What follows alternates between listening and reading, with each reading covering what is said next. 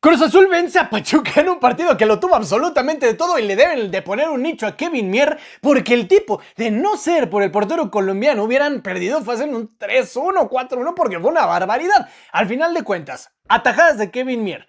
Una expulsión de Chiquete Orozco muy temprano en el partido. 2 expulsiones del Pachuca. A Nacho Rivero nos lo dejaron como alcancía. Es decir, un partido, pero en verdad bravísimo.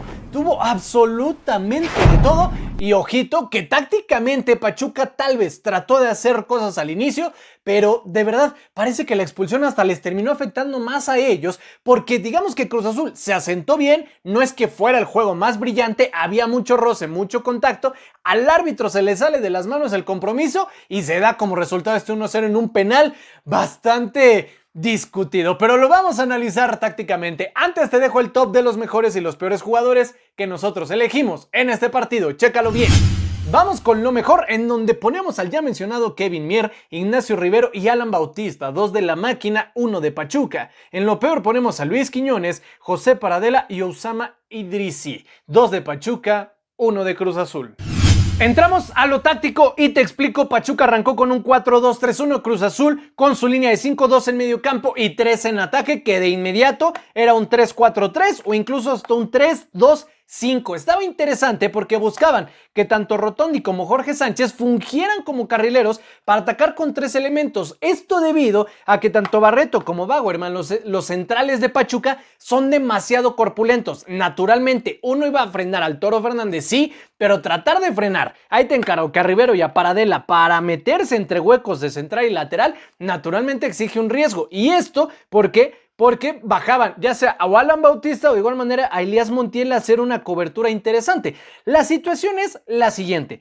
Entre comillas, empezaban mostrando ambos el músculo. Subían los laterales de Pachuca, los carrileros de Cruz Azul se replegaban, de inmediato pasaban a formación defensiva con un marcadísimo 5-4-1 en media luna para evitar que se dieran tantos pases filtrados. ¿Esto por qué? Porque al marcar así en media luna tapas líneas de pase sin estorbar al jugador. Es decir, tú puedes cubrir líneas de pase más sencillas entre mediocampistas y atacantes y cierras líneas cerrando a tus carrileros o simplemente compactando también a tus extremos. Cuando tú estás completamente paralelo, si te das cuenta, regalas muchos huecos. Al tapar líneas de pase ya es más complicado. Y así lo estaba haciendo al Cruz Azul. ¿Qué empezó a hacer Pachuca? Lo cual se me hizo inteligente. Sacaba un poco más al equipo de la máquina, ¿sí? Se empezaba a jugar más en medio campo.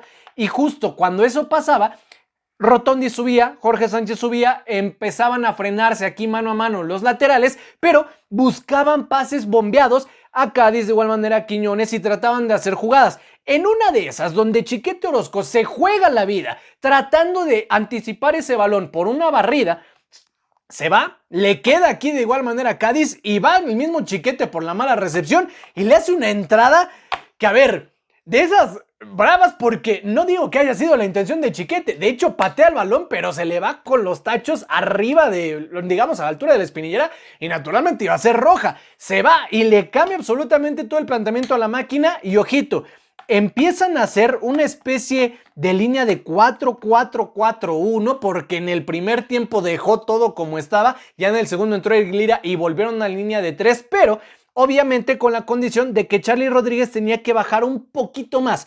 No como un líbero para que quede ahí sobrando, no, sino para meterse entre la línea de pase de Quiñones y de igual manera Yonder Cádiz. ¿Qué creen que sucedió? Con eso les bastó, porque Osama Idrissi y de igual manera lo de Alexei Domínguez estaban tratando de generar siempre por carriles externos y si buscaban alguna conexión en lo que Alan Bautista y Elías Montiel llegaban, se perdía la jugada. Cruz Azul empezaba a hacer toques bastante buenos o muy precisos y ojito que de inmediato el 4-4-1 de repente era una especie de 4-2-3 para tratar de buscar a profundidad los pases. Naturalmente, otra vez, Barreto y Bauerman anticipaban bien las jugadas y los laterales de Pachuca cumplían bien los recorridos. La situación estuvo en que Alexei Domínguez y de igual manera lo de Idrissi se empecinaron, pero en verdad no sé por qué, en siempre estar buscando carriles externos cuando tenías aquí un huecote. Si a Cruz Azul lo atacas justo donde no tiene a su tercer central o al jugador que siempre sale sobrando, creo que hubieran podido afectar un poquito más. No sé, que Quiñones se mueva, de igual manera Cádiz pudiera botarse y no sé, busca un solo contención, naturalmente estaba un solo delantero, subes a tus jugadores y a lo mejor Elías Montiel, Alan Bautista pueden penetrar. ¿Qué creen que sucedió? En el segundo tiempo lo hicieron y de hecho Alan Bautista empezaba a hacer recorridos interesantes digamos, a discreción de los movimientos de su atacante y de su media punta. Esto ya en el segundo tiempo, pero ¿qué sucede? Que ok, regresan a la línea de 5 en donde ya teníamos una especie de 5-3-1 que estaba bastante marcado. Y ojito, ya tenías aquí a un Eric Lira bastante bien fijo. Y él sí ya estaba como ese tercer central o ese jugador que ya sobraba. Ojo, entró de igual manera más jugadores ya de contención en Pachuca, porque cuando ya traías la idea de, ok, vamos a tratar de atacar un 4-4-2 y en defensiva mostrarnos con el cuarto 2-3-1, ahí está, bien amplio, ok, los pones un poquito en predicamento y ojito, exigieron a Kevin Mier, tanto en el primer tiempo como en el segundo, es decir, empezaban a buscar pases bombeados, vieron que allá hacían daño, pero ya sus extremos no producían, y justo cuando tal vez se veía que Pachuca empezaba a retomar el partido, la expulsión de igual manera de Aceves. ¡Qué barbaridad! En un balón muy comprometido, bien rara la jugada porque hay que decirlo como es, Rivero baja mucho la cabeza, Aceves no se percata de él, sí le entierra aquí los tachos y aquí ya independientemente de todo, que si era roja, que si era penal, lo que sea, el árbitro, ¿qué rayos con su vida de que le está gritando al jugador? Tiene aquí un hoyote en la cabeza, quedó como alcancía, un montón de sangre y no detienen la jugada. A lo mejor sí, no se percató, pero naturalmente el coraje de Rivero es entendible. Ponen en riesgo la integridad del jugador al seguir haciéndolo y el coraje ya, eso fue más adrenalina actuando que otra situación. Naturalmente Rivero, mis respetos, el tipo es una máquina y ese 5-3-1 con el que estaban jugando, Rivero justamente estaba como un interior incansable, tenía quién sabe cuántos pulmones, estaba recostado a la banda donde estaba Rotondi y a veces lo veíamos por donde estaba Jorge Sánchez, una locura.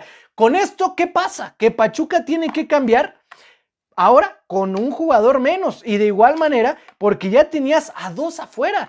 ¿Qué pasa con Pachuca? Que ya era muy difícil. Una formación en pino, 5-3-1, en donde, ok, metes al Pocho Guzmán, tratas de hacer ajustes, no te iba a funcionar un jugador como él con el tipo de partido y ok, ya tienes aquí un Cruz Azul muchísimo más replegado, en donde la línea de 5 o un 5-3-1 ya era un 3-5-1 y ahí justamente cuando el Toro Fernández mete el penal, bien cobrado y demás, 1-0, ya estuvieron un poquito más tratando de aguantar para no hacerse tanto daño. Al final de cuentas, el partido fue una barbaridad, pero de no haber sido, tal vez por buscar siempre atacar por extremos, sí con Alexei, sí con Idrissi, pero interioriza, porque a Cruz Azul le faltaba un jugador ahí, tal vez hubiera sido distinto.